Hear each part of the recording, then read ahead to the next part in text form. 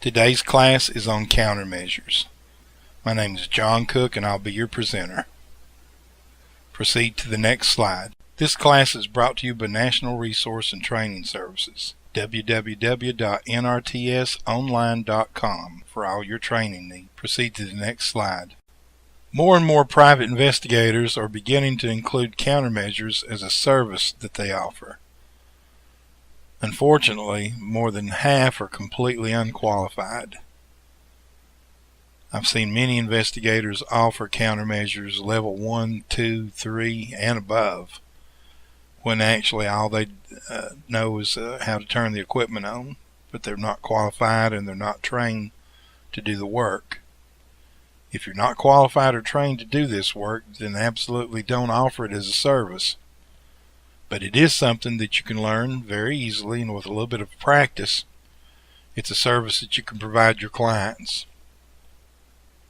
Proceed to the next slide. Countermeasures is an excellent service for investigators to offer their clients. The need for this service is growing due to the open availability of eavesdropping equipment on the internet. Domestic countermeasures is the fastest growing area of need. Proceed to the next slide. Now, it takes more than a quick read through of a manual and a couple $100 worth of equipment to call yourself an expert. It takes training and patience. Of course, it takes the proper equipment, a lot of patience, and this may not be your cup of tea. Countermeasures is not for everyone.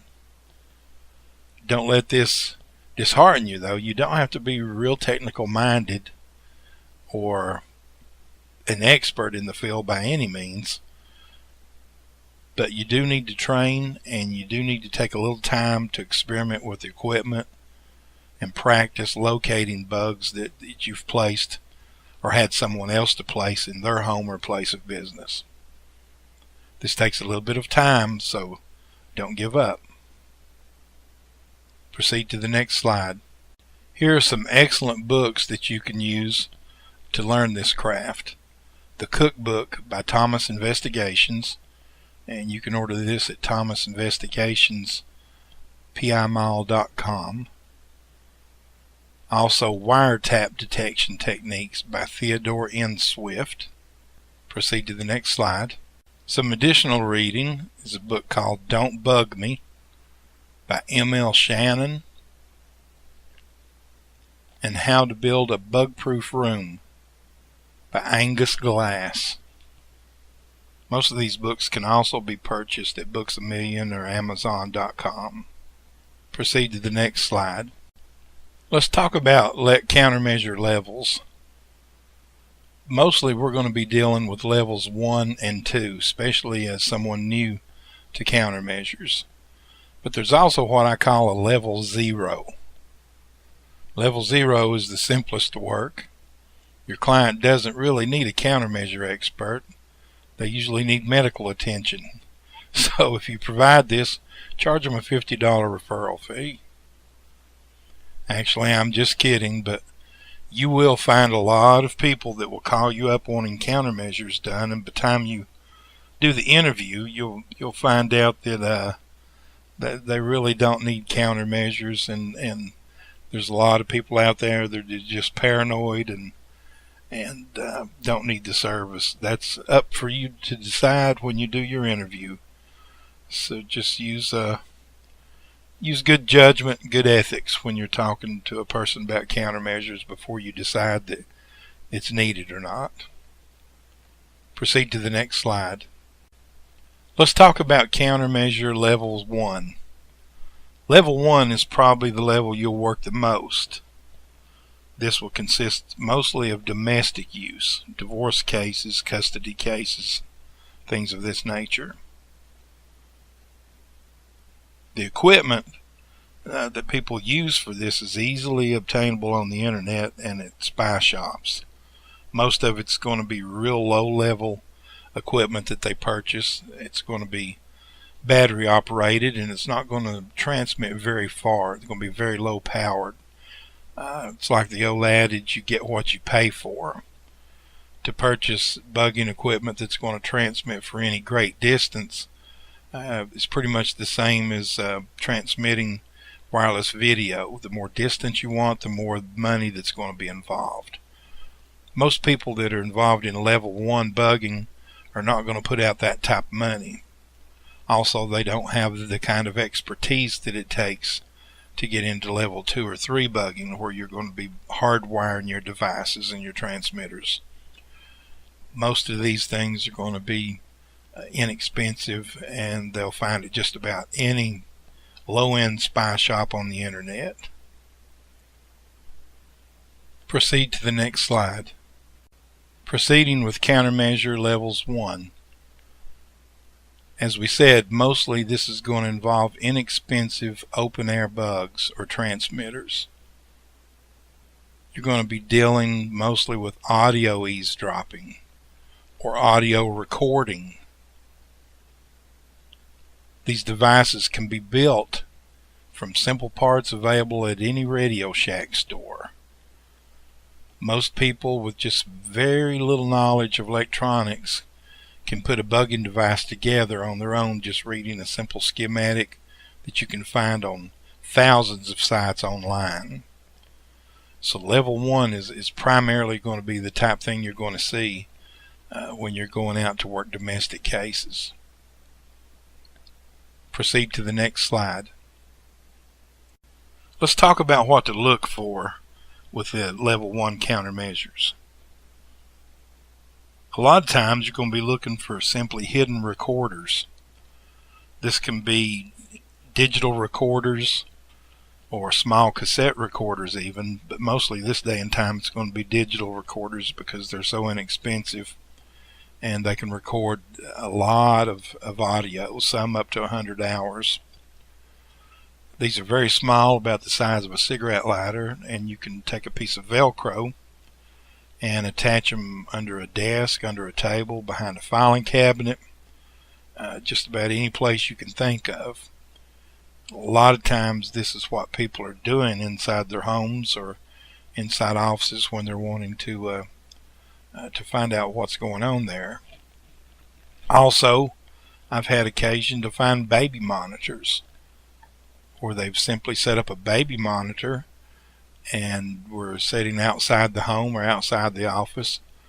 They have to be pretty close because those don't transmit very far, and using it as a bugging device. Also inexpensive, all the way up to very expensive walkie-talkies that have the talk button locked or taped down and hidden somewhere in the location. Also, you have small battery-powered transmitters, like I said, that you can purchase online. Now, most of these items, keep in mind, they're going to be probably battery operated, with the exception of a baby monitor, if that baby monitor is normally seen in the home. But with the batteries, these batteries are going to run out quickly, and a person is going to have easy access to the area to come and go and either replace the batteries or to remove these items. Usually that gives you a good indication, if you actually find one of these items, as to who placed it there. Proceed to the next slide. When dealing with these type items, it's important to know where to look. Recorders will be placed in the room of interest, whether it's the home office, the kitchen area, basement, bedroom, in an office building, the main office, the break room. Just when you interview your client to try and determine what type of countermeasures is needed, this is information you'll need to find out. Get as much information as you can and determine, if there's a specific room of interest where they think that conversations are being recorded. Keep in mind, the recorders don't have a long range, so usually even a digital recorder is going to be placed in the room of interest, of primary interest. Recorders also need a power source. They're going to need an outlet, or they're going to need batteries. The new digital recorders will last up to 100 hours and can record for several days of audio or weeks, especially if they're set on voice activated.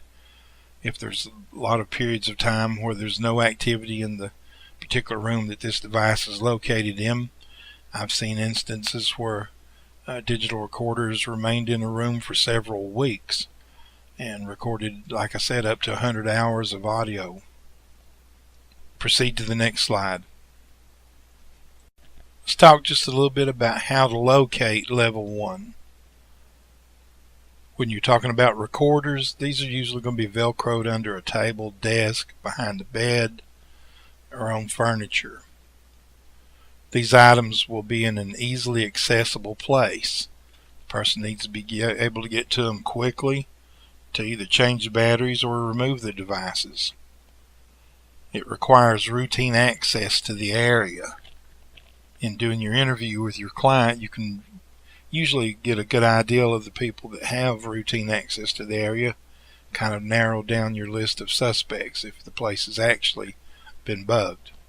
Proceed to the next slide. The type of equipment that you're going to use for level 1 countermeasures is fairly inexpensive. First of all, your eyes. If you're looking for a small digital recorder or a small mini cassette recorder, this is not something you're usually going to find with equipment. So, you want to start by just doing a physical inspection of the room of interest or the area. Audio.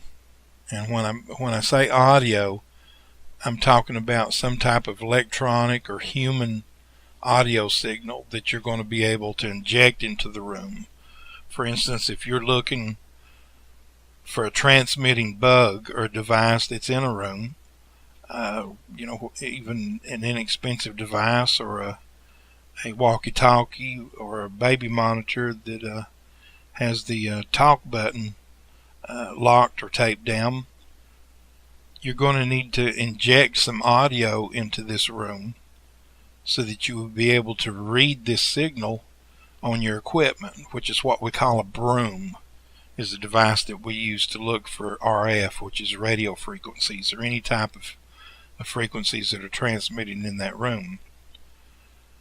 Usually if I'm going alone to do a debugging of a place, I'll take a small boom box with me. I'll put some music, turn it up quite loud, and this will be the audio that I inject into the room so that I can attempt to get a reading on my equipment. A lot of times I'll have a partner with me because it's a lot easier to search a place if there's two of you. And if I do that, I usually have this other person to walk with me into the room and simply clap their hands. That sharp clap of a hand will inject a good audio that will pick up and give a reading on your meter. If you're using a Broom, which like I said is an electronic device that you use to sweep an area for radio frequencies, anytime that person with you claps their hand, you'll see a movement on the meter of your device. That will give you a clear indication that that room is in fact bugged. At that point, you'll start attempting to locate the device.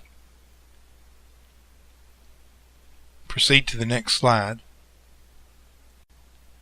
Let's talk for just a minute about using the Broom.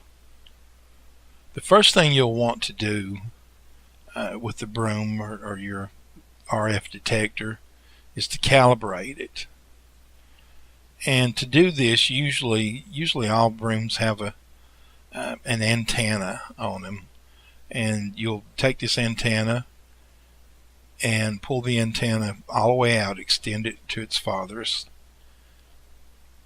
turn your device on, and take a reading of the room. Every room will have some RF, some radio frequency to it.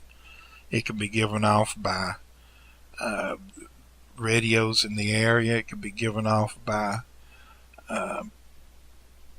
fluorescent bulbs, any number of things. Especially a lot of homes have alarm systems. They have some wireless devices and phones. there'll be a certain amount of radio frequency in any room. What you want to do is look and see what this level of activity is, and then take the antenna, is what I like to do, and move it down one notch. Usually antennas, when you extend them, you'll notice that they have 4 to 5 extension ranges. Just pull that antenna down and adjust the sensitivity switch on your Broom until you finally get that RF meter reading 0. At this point, run a test by generating some audio into the room. Now, if you do pick up a reading on that Broom, if the meter moves, or if you're using a Broom that has light indicators or LEDs, and you get movement, then pretty much at that point you need to continue generating audio, and by turning your device, aiming your antenna in a clockwise or counterclockwise, whichever you prefer, motion around the room, start sweeping around the room to locate a hot spot, because the closer you get to this device and the more directly you aim your Broom at the device and inject audio, your meter is going to move farther, and you're going to be able to locate the hot spot, which area of the room the device is in. As you get closer and closer and you start approaching the device, you'll notice that your meter is going to give stronger readings. At that point, you can recalibrate your meter, take that calibration and bring it down a little more, maybe shorten the antenna some more, turn the sensitivity down a little bit more, until you keep zeroing in until you finally you can usually narrow a device down to within inches. And at that point, then you can just physically start looking for the device. You'll have a good indication of exactly what area it's in. And like I said, the Broom that I use, I can usually get down to within inches to a foot of where a device is located. Proceed to the next slide. Continuing with using the Broom, once you locate the device, of course you need to remove the bug. When doing this, keep security in mind, especially the handling and the removal. If you find a bug in someone's home or office, it's a pretty serious matter. So you want to be careful about how you maintain the security of this. At the point that I'm retrieving a bug, I usually put on a pair of gloves to avoid putting fingerprints on it, just in case that it's a type of device or large enough that a readable print could be lifted, maybe. Especially watch what you say, because at this point, until you disable the bug, it's still transmitting, and someone just may be listening to what you're saying. Also keep in mind chain of custody, especially if this is going to be used as evidence. You want to place it in a clear plastic baggie of some type, and either using a black marker, a permanent marker, or a label that you attach to the bag. Note the date, the time, and the location that you found this. Also put your name on it. You should have some type of chain of custody form that you've been using for other matters. Use this same form to just log the chain of custody on this item. If you turn this item over to the police, or if the client wants you to turn the item over to them, you simply log that in on this chain of custody form, make them a copy, you keep a copy, and that way everything has been recorded properly. Proceed to the next slide. When dealing with level 2 countermeasures, you're mostly going to deal with medium-end eavesdropping and wiretapping equipment. These items are still readily available on the internet in the higher-end spy shops. A person's going to pay just a little bit more money for level 2 type devices, usually in the $500 to $1,000 range, or even more. Proceed to the next slide. In level 2, you're going to be looking for hardwired phone taps, open air battery powered transmitters that are going to be a little bit more powerful than walkie-talkies and inexpensive transmitters, things of that type.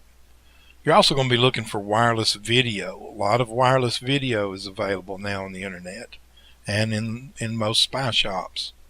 You'll be looking for covert wireless video and wireless audio transmitters. Proceed to the next slide. The type of equipment that you're going to be using for level 2 is the Broom. It's the same device that we were talking about with level 1. And then a device that we call a tap trap. There's many different types of tap traps.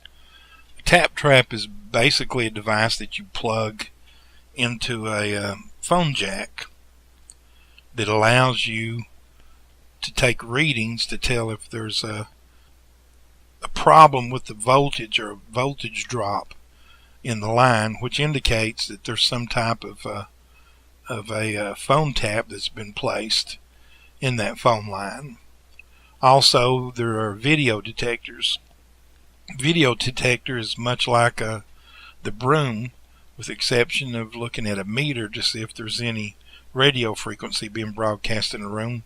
You're actually looking at a small screen that will actually show you if there's video being recorded in that room covertly.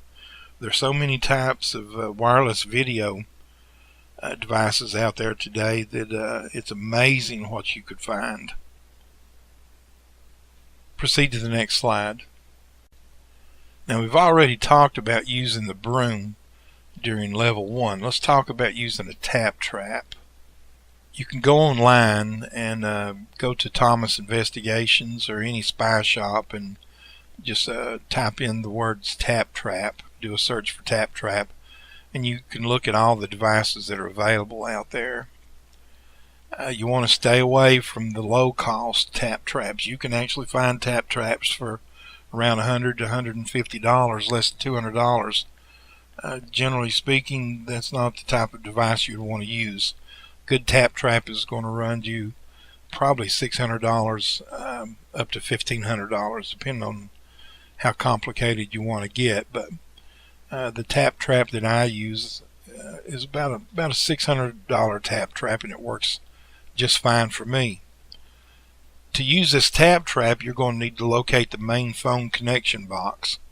This is where the phone service comes into the home. Usually it's a little gray box located on the outside of the house. Once you locate this, and the reason you need to locate this is you're going to have to disconnect the phone service before you plug your tap trap in. If you plug that tap trap in to start reading the phone lines before you disconnect the phone service from the house, you're going to destroy your tap trap. Plus, you're not going to get accurate readings. You've got to remove the line voltage that's actually coming into the home on those active phone lines. Now, before you do this, there's some things you need to consider. You need to find out if the home or the office has security and alarm systems.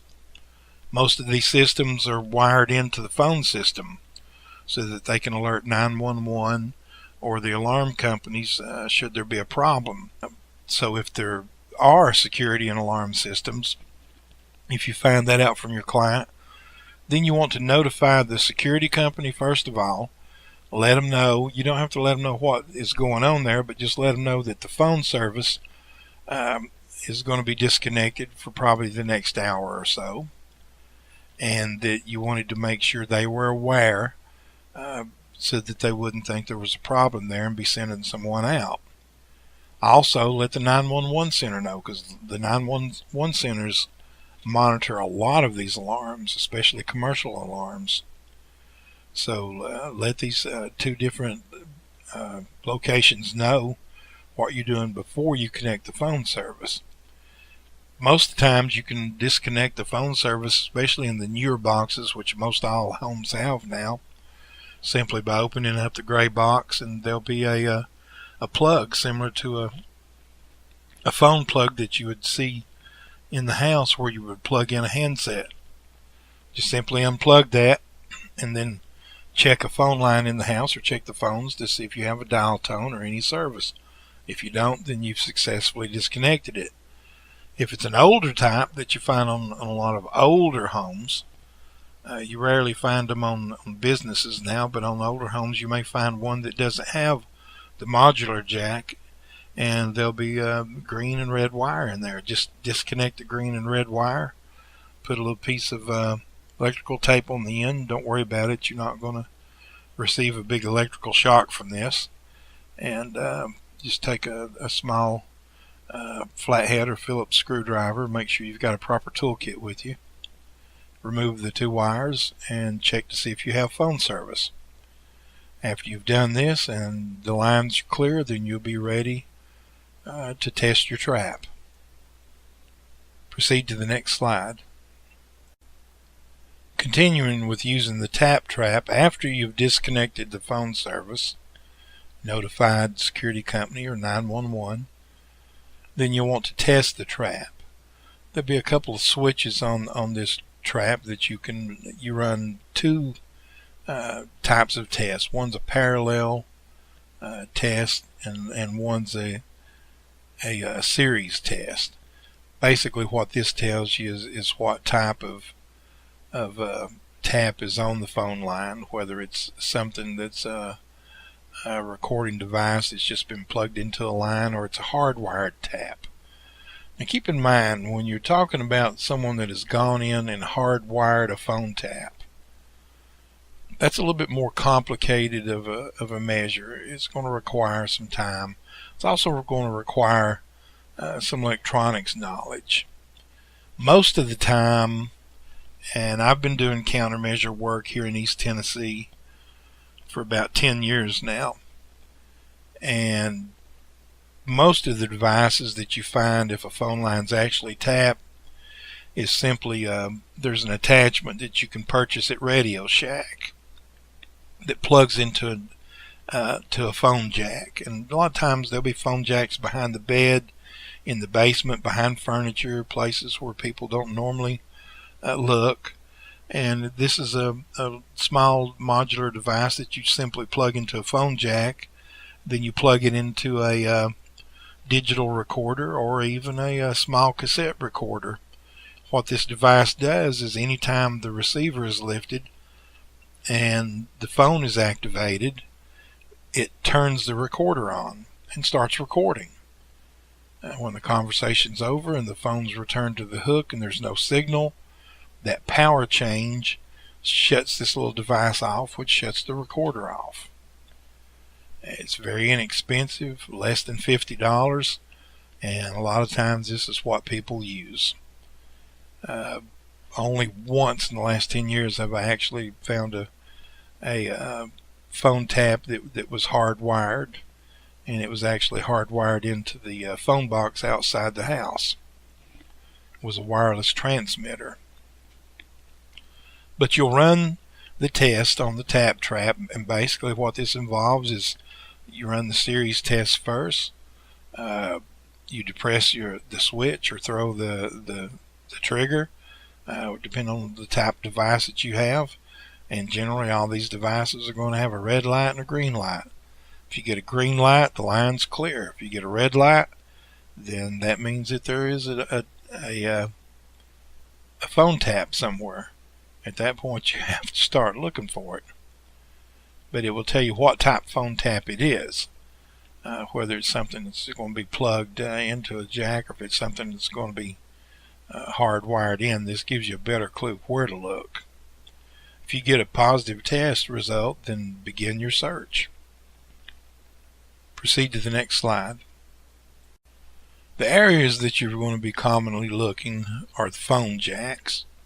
If you do get a positive test result, then you're going to start checking the phone jacks located in the house. Sometimes the owners will not even know themselves where all the phone jacks are, so you'll have to look. A lot of times there'll be extra phone jacks in the garage or the basement. Check the phones to make sure the actual phones are not plugged into some type of recording device. This is not going to be like you see in the movies where you take the receiver of the phone and screw the mouthpiece off and look inside and there's a bug. It's been a long time, probably since I was a small child, since I've seen an actual phone that you could screw the mouthpiece off. Most of them now are molded phones, and the phone taps are just not placed inside them. They're usually external taps that have been placed in the phone jacks, or where the phones are plugged in. They're plugged into a recording device and then into the phone jacks. So check the jacks in the garage, behind furniture and beds. Also look for automatic recording devices. Follow the same procedures as you would in level 1 for securing the device should you find one. We're talking about security and chain of custody. Proceed to the next slide. Let's talk a minute about level 2 video. Now keep in mind, when you're looking for video, you may be watched yourself, so make sure you secure the area. Just like any situation where you're looking, whether you're looking for phone taps, open air bugs, or video bugs, don't say anything. Just go in, secure the area. Keep in mind that you may be listened to, you may be watched for the moment. After you've secured the area, most level 2 recording is going to be simple wireless or hidden camcorders. This can include covert cams, which today are built into many devices. You can go onto any online spy shop and for relatively inexpensive find video transmitting devices that are built into wall clocks, Kleenex boxes. They're built into ink pens now that will record video onto a memory chip or transmit the video wirelessly. Any object that you can find in a home or office, a wireless video device can be placed in any of these items. There are a lot of companies that you can actually ship an item to and have wireless video placed in it, especially if it's an item that person would not think twice about seeing in their home. Some very good devices used to be inside VCRs. The problem is you rarely find a VCR in a home these days, but they do build them into DVD players. I've also seen them built into small television sets and just about anything you can think of. One of the nicest ones is actually built into a floodlight.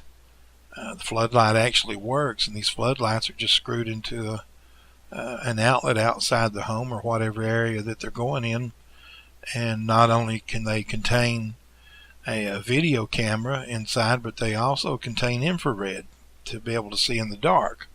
Of course, you know, we're getting on up in bucks now when you're talking about these type devices.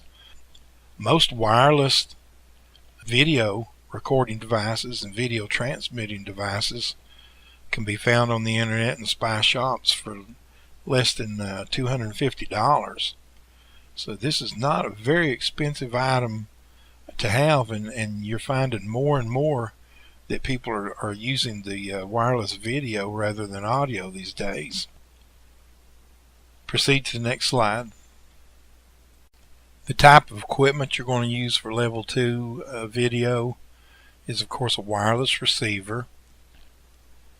You can purchase these wireless receivers for around anywhere between $600 to $1,000. Now there are wireless receivers out there for less than $200. In my opinion, I would stay away from those. They're not going to receive very good. They're usually only going to be either 1 or 2 channels for you to choose from. The more expensive wireless receivers are going to be able to scan many different channels. The less expensive ones are only going to be able to scan maybe 1 to 2 channels, and if the person has in fact placed a video device in that room that's a higher end device, they're not going to be broadcasting on those lower inexpensive frequencies, so to speak. This wireless receiver is also called a video broom. And of course, just use your own eyes. Proceed to the next slide. When starting your search for video, you're going to calibrate your receiver. And we're not going to go into that very much here because every wireless video receiver that you buy has a different way to calibrate. Usually this involves running through an option of several channels, or ever how many channels that particular scanner will allow you to look at, and to calibrate sensitivity. And then you'll start your sweep. Basically what you're doing is walking around the room or walking through the building, and you're watching a small video monitor. The very second that you see yourself on that monitor or that room or any area inside that location, then you know that there's a video camera somewhere that's transmitting. Most of the time, especially in level 2 countermeasures, you're going to be dealing with wireless video transmitters. It's a little more difficult for someone to go place a video camera in a home or office and hardwire it. To do this, there's going to have to be a place where they've actually got a recorder that's also hardwired and is recording this video. So most of the time you're going to be dealing with wireless. And it's going to be the type of items you're going to be able to find online pretty much at any spy shop. Once you start that sweep, similar to looking for open air transmitting bugs, you just narrow down the search area by continually adjusting your sensitivity down. The best way to narrow down that search area, though, is you're actually going to be able to see on the screen what that camera is showing, which is going to give you a good perspective of actually where that camera is located. A wireless transmitting video is going to be a lot easier to find than an open air bug. Once you've found it, secure the device. Then follow the same procedures that you would in securing any type of bugging device. Make sure that you're wearing gloves when you retrieve the item and you disconnect the item. Make sure that you bag it, tag it, and then fill out a chain of custody form just in case it's something that's going to be used later on in a legal proceeding. Proceed to the next slide. Now, when you're talking about countermeasure levels, level 3 is something that we would just not be dealing with. In my 10 years, I've never dealt with level 3. I've dealt mostly with level 1 and some level 2. Level 3 requires years of training and experience. I mean, we're talking about CIA, FBI type stuff here. You're going to be talking about investments of upwards of $250,000 or more. And this is usually involving more high-level espionage. If this turns out to be the case, then it's probably something that you're not going to work anyway. This is something that the FBI, the CIA, or other agencies will be working. These are the type of things that you usually stay away from. So don't make a mistake if you get into countermeasures to list on your website or your material that you do either all levels of countermeasures or that you do countermeasures level 1, 2, and 3. I've actually seen investigators that are barely capable of doing level 1 countermeasure work, let alone level 3, yet on their website they'll have that they do countermeasures levels 1, 2, and 3. I guess to be more impressive. The only thing is, I always go back to if you can't do the work, don't advertise that you can do it. Don't ever get yourself into a situation where you're either trying to do something you don't know how to do, or you're just committing out and out fraud. Stay away from that. Proceed to the next slide. Let me reiterate some key points here. Stay within your knowledge and expertise. Train, train, train. And also practice. Proceed to the next slide. First of all, understand how bugs and other devices work. I've given you some suggestions for reading material at the beginning of this class. Read some of these things. Go online and read about how bugs and other devices work. Have someone place a device in their home and train in that location. Tell that person that they can place the device anywhere in the home, or choose not to place the device in the home, and let you go and look for it and locate it. This is the best way to learn how to do this. Also purchase some training videos or DVDs. If you go online to any of the higher end spy shops like Thomas Investigations, just do a good search, and there are some awesome training DVDs out there available. Bottom line here is train. Proceed to the next slide. When trying to decide what to charge, of course, charge whatever you feel you can get for the service. In my area of East Tennessee, I usually get between $200 to $400 for a simple sweep of a small home or office. I base that fee on how large of a place I'm going to be sweeping. $450 to $600 for level 1 bug and phone taps, and $650 to $1,200 for video and level 2 work. Now, like I said, this is my fees. You may want to make your fees a little less. You may want to make them a little more. It's totally up to you and the market in your area. Proceed to the next slide. Another thing to consider when you're training and trying to learn this craft, build a bug. You can go online. There's all kinds of sites that will give you simple schematics to build a small transmitting bug. This will give you a better understanding of how they work, and it also give you a device that you can have a friend to place in their home or place of business to let you train on locating. However, do not bug or wiretap. And believe me, if you haven't been asked already, you will be asked to do that. Proceed to the next slide. In this slide, I have a schematic of a simple transmitting bug. You can build this with very few parts, which you can purchase at Radio Shack or any type of electronics store. If you're not electronically inclined, you can find just about anyone that works at a small electronics repair shop, college student that's taking electronics, a lot of people around that would be able to put this device together for you for very, very little money. Like I said, this is very inexpensive. It's a device that you could build to use it to practice on. Also go online and do a search, and you'll find many schematics with detailed instructions. Proceed to the next slide. The schematic that you looked at on the previous slide is a tiny transmitter. It consists on a 1 Colpitts oscillator that derives its power from the phone line. Since the resistance that it puts on the line is less than 100 ohms, it has no effect on the telephone performance, and it cannot be detected by the phone company or the tappee. Now, since it's low powered, using no antenna for radiation, it's legal as far as the FCC. That is, it complies with Part 15 of the FCC rules and regulations.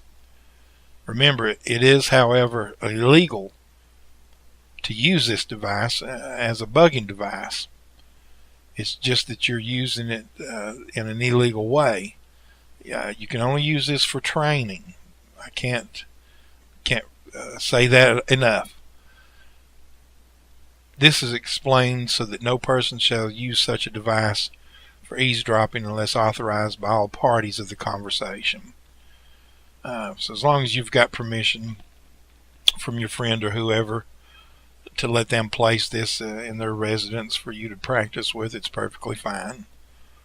What it does is it uses 4 diodes to form a bridge rectifier, and it produces a varying DC voltage which varies with the auto signals on the line. The voltage actually on the phone line will supply the voltage for the oscillators and the transistors to work. So it has to have no batteries. This actually just works off the voltage from the phone line. This is connected to a simple radio circuit. From there, actually, you can listen to this device with a FM radio. And as far as distance, probably maybe 30 to 75 yards. And like I said, this is a type of device that someone's going to be setting just around the corner or somewhere in close proximity to listen to. But still, it gives you a good idea of how these items work and how to locate them. Proceed to the next slide. Here's a parts list, and you can pick up these items from just about any electronic shop or Radio Shack. Also, here's a brief description of how to make the coil.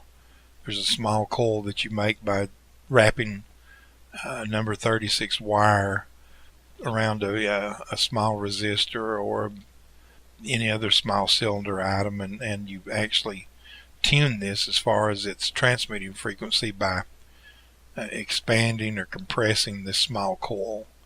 This takes the place of a rotary type knob or potentiometer that in a higher end device you would use to change the frequencies. Proceed to the next slide. The odd thing about this wireless transmitter is that we haven't encountered yet is that it's put only on one wire, either the red or the green wire. Now this is in the phone box, the gray phone box that's outside of home. It only has to be placed on one wire, either the red or the green. So go to the box, remove the red wire that was already on the screw, and attach it to the wire A of the bug. Then attach wire B on the schematic to the screw itself. And like I said, you can adjust the frequency that this is going to transmit on by either smushing or widening the coils of L2 on the schematic. It takes a few minutes to get it to work right, but it's very versatile. You can change the frequency at will, and you can easily record off of your radio, scanner or FM radio. Proceed to the next slide.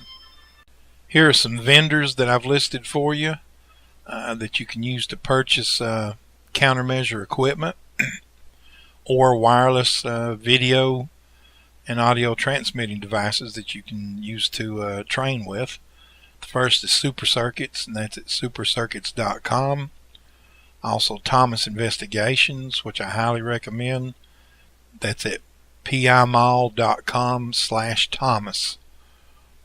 Also TSCM, which is at tscm.com, and SpySource, which is spysource.net. Proceed to the next slide. Let's talk about ethics. Very simple. Don't offer the service if you can't properly do it.